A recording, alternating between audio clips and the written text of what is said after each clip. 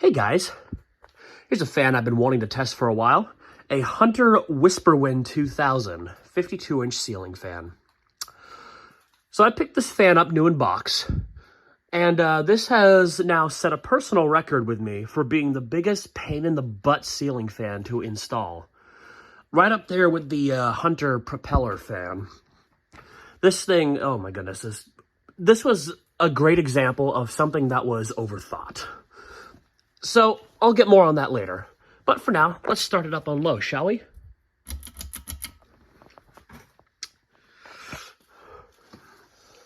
So as I said, this is a fan I wanted to test for quite a while now.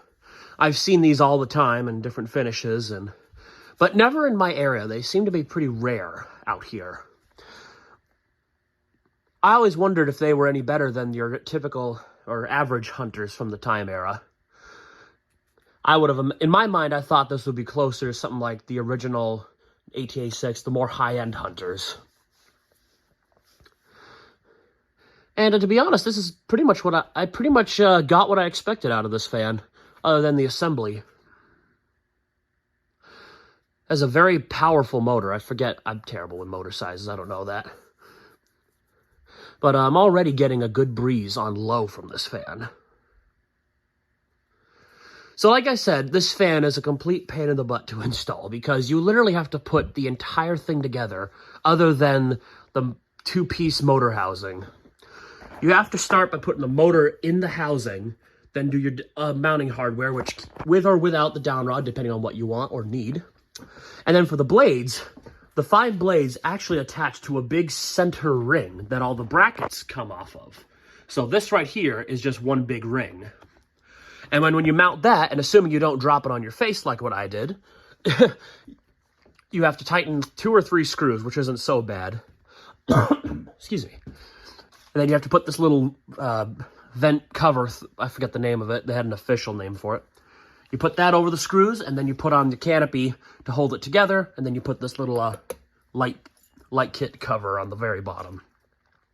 And then you mount it like any normal fan.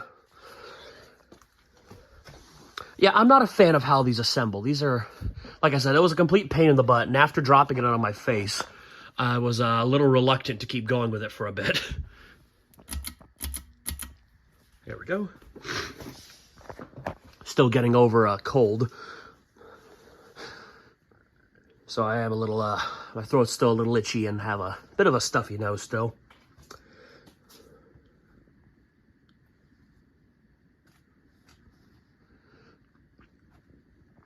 I'll say this, it gets up to speed very easily.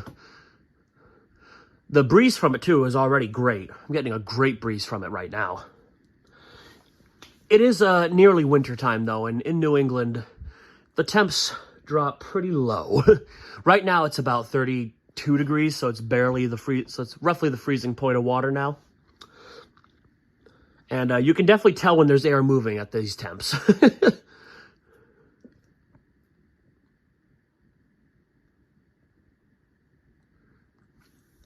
Oh, and I should mention, when you put the blades onto the bracket, while you're doing that, if you have a third hand available, you have to put on that little medallion on the bottom of the blades to kind of tie it all together.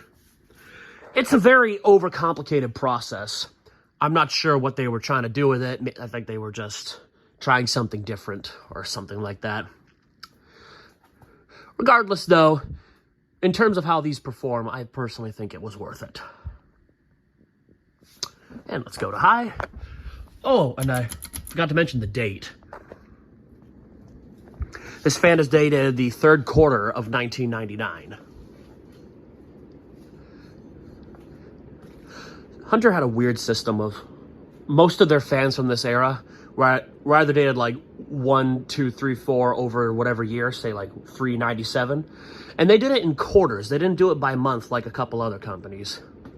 Not entirely sure why. My only thing I can think of is that they had so many different fans, and with the volume of fans they produced, I imagine they had to do that to save some time and money. Very interesting system, but I personally like to know almost down to the day when my fan was made. Casablanca kind of spoiled me. And I'm getting a good, strong, and cold breeze from this fan. This is better than pretty much all the average Hunters from that time frame, all of them. It's not too far off from the 2nd century or the original. But pretty much the same as the 1886, if not a little better than that, too.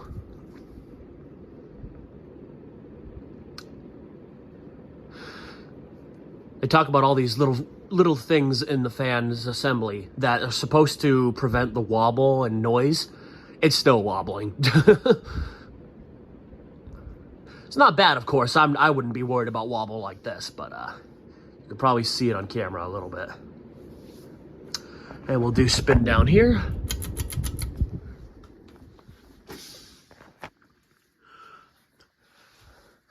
This is one of those mini fans where if I've seen them in real life, I wouldn't have known about it.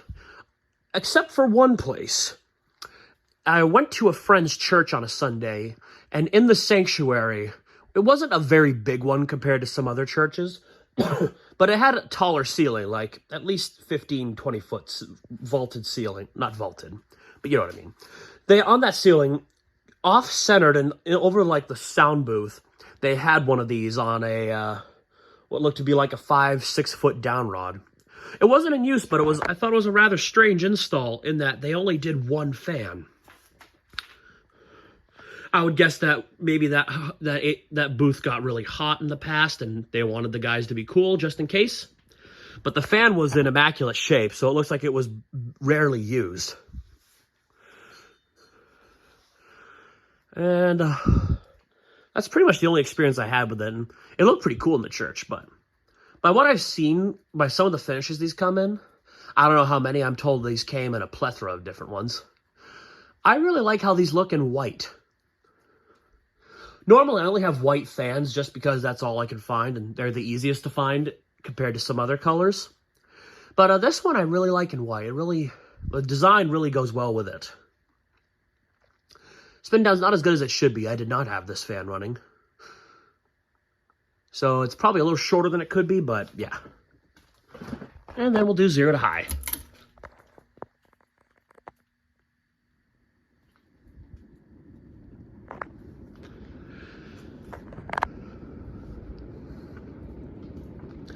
Yeah, if I centered this more in the display, this would definitely have a stronger breeze. But yeah, it's definitely, for what it is, other than a pain to install, it's a fantastic fan. But anyway, there you have it. The Hunter Whisperwind 2000. Thank you guys for watching and have a great day.